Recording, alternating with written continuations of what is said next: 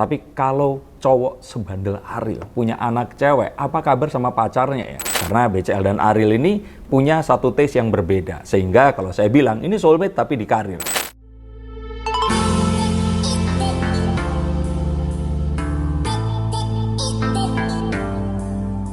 Halo Sang Seekers, kembali berjumpa bersama saya Denny Darko. Tidak ada yang namanya misteri, yang ada adalah tanda-tanda yang kita semua coba untuk mengerti.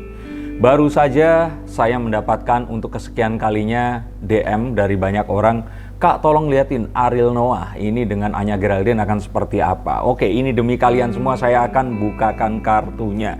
Dan mereka semua ini khawatir. Bukannya dulu sama Luna atau sama BCL.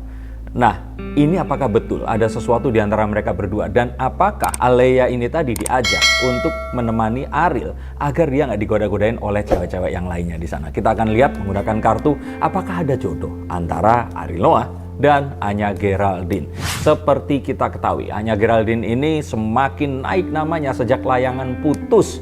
Dan image-nya sebagai seorang wanita penggoda, wanita yang sedikit nakal di sini.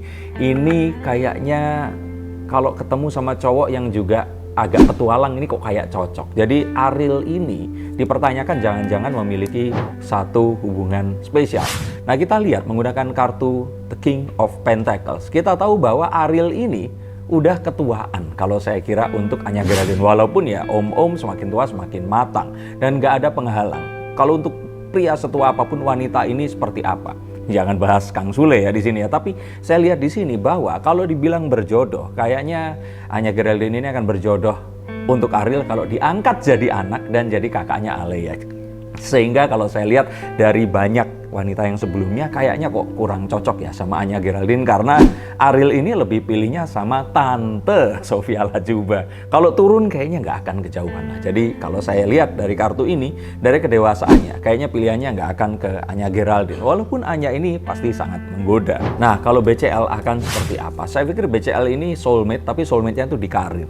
Sehingga kalau Ariel duet sama BCL, karirnya akan melonjak dan akan selalu bagus. Ini yang saya lihat. Dan sebenarnya ini adalah satu hal yang semua orang pun setuju walaupun ingin menjodohkan, tapi kayaknya kalau beneran menikah kayaknya enggak lah ya, karena BCL dan Ariel ini punya satu taste yang berbeda. Sehingga kalau saya bilang ini soulmate tapi di karir. Kalau bikin lagu pasti akan selalu booming. Nah, lalu Ariel ini sebenarnya sama siapa?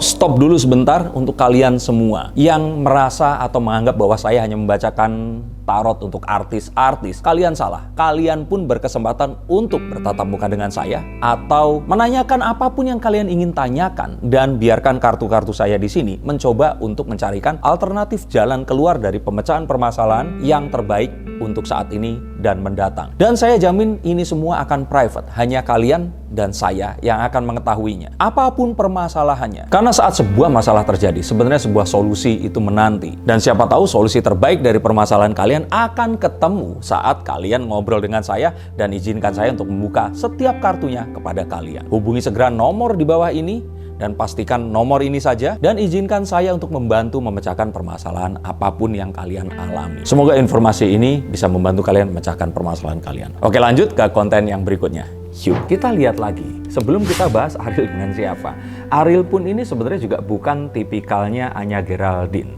Anya Geraldine ini sukanya mungkin sama cowok-cowok yang seusianya paling tua 30 tahun yang masih bandel. Mungkin kalau kayak Ariel zaman dulu, nah itu mungkin akan suka nih. Kalau Ariel lebih muda dan sedikit lebih bandel lagi, mungkin Anya Geraldine akan suka. Tapi kalau Ariel yang sekarang kayaknya udah terlalu wise, udah terlalu makan garam percintaan wanita-wanita. Jadi sepertinya juga bukan jodoh dan yang diinginkan oleh Anya Geraldine. Sehingga kalau mereka berdua ya profesional saja, dan saya pikir sih tidak ada hubungan cinta di antara mereka.